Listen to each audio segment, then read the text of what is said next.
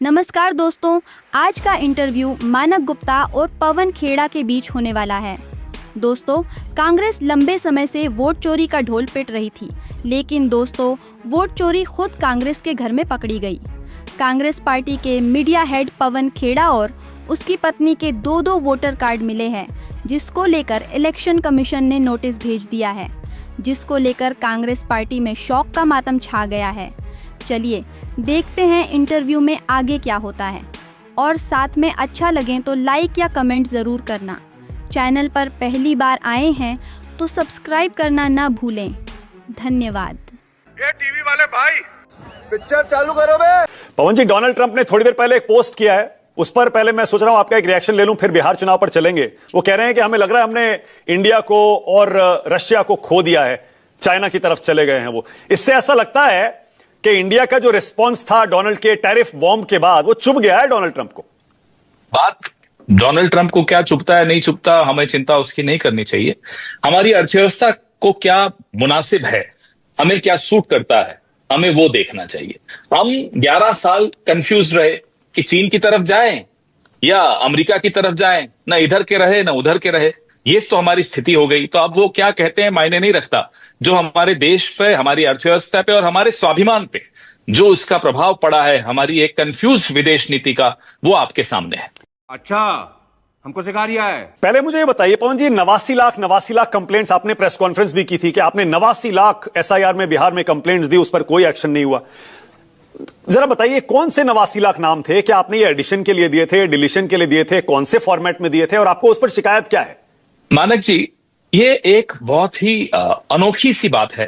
प्रक्रिया क्या कहती है? प्रक्रिया कहती है कि तमाम शिकायतें बीएलए के माध्यम से जानी चाहिए। बीएलए यानी कि हमारी पार्टी का अपॉइंटेड जो बीएलए है, वो जब शिकायतें लेकर जाते हैं तो उनको साफ मना कर दिया जा रहा है। झूठ बोल रहा है। मुद्दों पर बात कीजिए। हम इन्हें बार बार कहते हैं, सवालों से बचने के लिए गाली के पीछे छिप जाते हैं। कब तक चलेगा ये टूल किट? दिख गया बिहार बंद के दौरान की टूल किट इनका फुस हो गया, सूतली बम भी नहीं निकला। यह है इनकी आज क्रेडिबिलिटी, आज इनकी विश्वसनीयता जीरो पे आ गई है, माइनस में जा रही है। मोदी जी जानते हैं इस बात को। पवन जी, किसी को भी गाली देना देखिए गलत बात है। गाली तो तेजस्वी, हमारे डीएनए में नहीं है साहब। सुनिए तो सही, मैं ये कह रहा हूं, तेजस्वी यादव ने बाकायदा मीडिया के सामने आकर उसको कंडेम कर दिया। राहुल गांधी ने अभी तक नहीं किया, क्यों नहीं किया? कर रहे हैं, हम सब कर रहे हैं साहब, लगातार कर रहे हैं। अभी जब मुद्दा ही नहीं है, किसने दी वो जाकर उसको सजा दीजिए। आपके तो मंत्री हमारे गांधी परिवार को किस किस तरह से बातें करते हैं, तो कौन माफी मांगता है कोई? पवन जी, बीजेपी कोई तो सड़क चलता किसी को गाली दे दे, अरे साहब आपने माफी नहीं मांगी। हम आपसे सवाल पूछते हैं, मणिपुर के लिए प्रधानमंत्री ने माफी मांगी, कितनी माएं वहां रो रही हैं? पंजाब में बाढ़ आई, प्रधानमंत्री ने माफी मांगी, गए क्या वहां? जम्मू में शेलिंग में इतने लोग मारे गए, वहां गए क्या? वहां माएं नहीं है। कश्मीर में बाढ़ आ रही है, वहां माएं नहीं है। देश में किसी की मां नहीं दिखती आपको।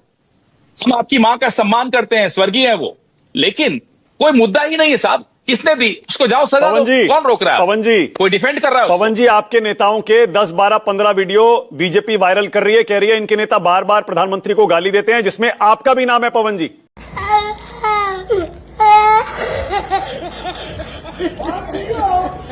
आपने भी प्रेस कॉन्फ्रेंस में क्या बोल दिया था, उस पर भी कह रहे हैं बीजेपी वाले कोई रुचि नहीं है। अब ऐसे व्यक्ति पर गाली भी व्यर्थ नहीं करते हम। क्यों गाली दें?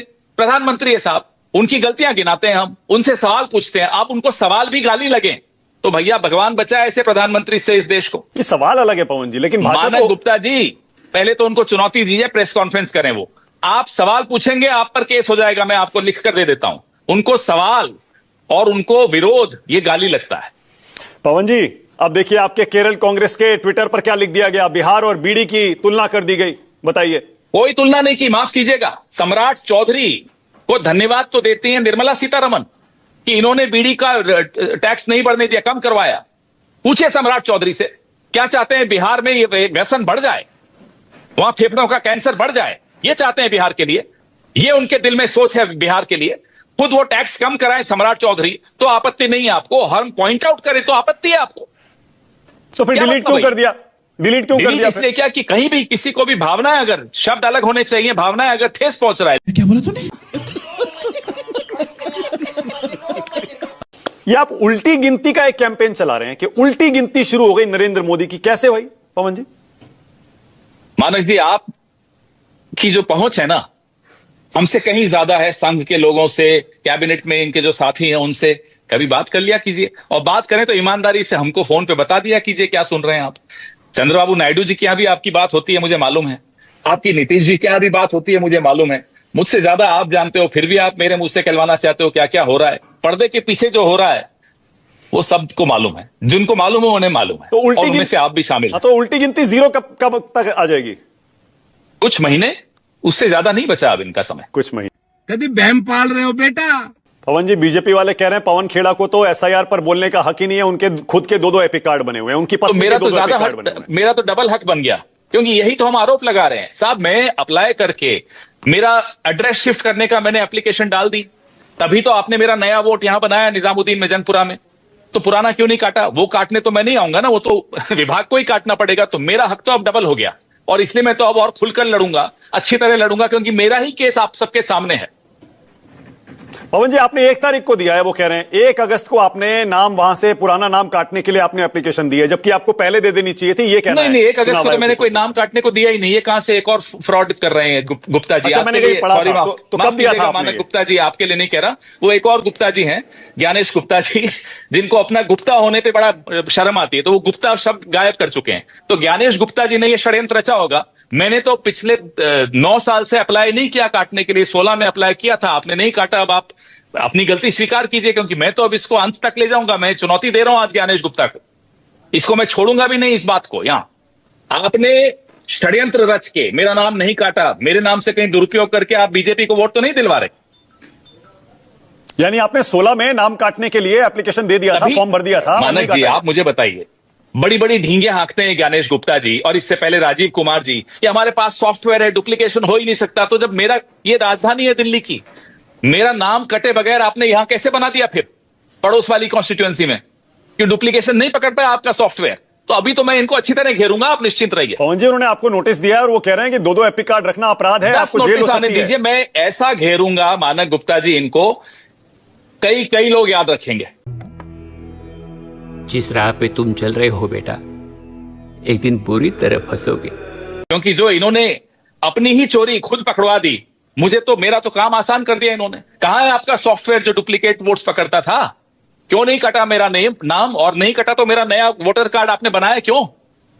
यही तो शिकायतें हैं, यही 1 महीने से हम उठा रहे हैं साहब। और क्या मुद्दे उठा रहे हैं? इलेक्शन कमीशन का कहना है नाम जोड़ने और कटवाने के लिए एप्लीकेंट को एप्लीकेशन देना पड़ता है। तो आप ये कह रहे हैं आपने जुड़वाने और कटवाने दोनों की एप्लीकेशन दे दी थी? अब जाहिर सी बात है दी है। अब वो क्यों नहीं काट पाए, ये वो बताएंगे, मैं थोड़ी अच्छा, एक और बात सुनिए। हाँ। इस दौरान 4 चुनाव हो चुके हैं मानक जी, कई बार रोल रिवीजन हो चुका है। तो ये बीएलओ जब जाता है वहां इलाके में, तो उसको मालूम नहीं पड़ता, मतलब वो घंटी नहीं बजाता, घर बैठ के फॉर्म बना रहा है, घर बैठ के लिस्ट बना रहा है, मालूम नहीं पड़ता कि वहां भी एक गुप्ता जी रह रहे हैं, और तो आपकी गुप्ता जी भी वोट कर रहे हैं उसी एड्रेस से। पवन जी, आपकी पत्नी के लिए भी कह दिया आप तो, उनके दोनों के एपिक नंबर दे दिए, एक तेलंगाना में बना, एक दिल्ली में बना हुआ है। जब उन्होंने टिकट के लिए, जब नॉमिनेशन भरा चुनाव का मेरी पत्नी ने, तो उन्होंने तो अपना एपिक नंबर डाला ना, आपने काटा नहीं उनका नाम, तो उसमें उनकी गलती नहीं है, आपकी गलती है।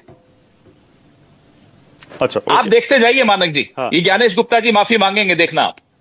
ओके, बीजेपी एक और मुद्दा उठा रही है, वो कह रही है 1983 में सोनिया गांधी नागरिक बनी, उससे पहले उनका नाम वोटर लिस्ट में कैसे आ गया 1980 में? भाई हमें तो लगता है वो कागज फेक हैं। चलिए आप मान लेते हैं 1 मिनट के लिए कि फेक नहीं है। 1 जनवरी 1980 में सरकार की थी केंद्र में, बीजेपी बता देगी आपको। मतलब आप उसमें भी साजिश देख रहे हैं आप? कांग्रेस की तो सरकार नहीं थी ना, क्या आप उसमें भी साजिश का आरोप लगा रहे हैं पवन जी? 1 जनवरी 1980 में किसकी सरकार थी? आप मुझे बताइए। सवाल आज की वोटर लिस्ट पे हो रहा है, चले गए साहब 1980 में। आज नरेंद्र मोदी से कोई सवाल पूछो, औरंगजेब तक नहीं पहुंचे, मेरा नाम बदल देना। जिस तरह तुम वीडियोस देखते हो बेटा, सब्सक्राइब क्यों नहीं करते? इस बार जरूर करना, बहुत पुण्य मिलेगा।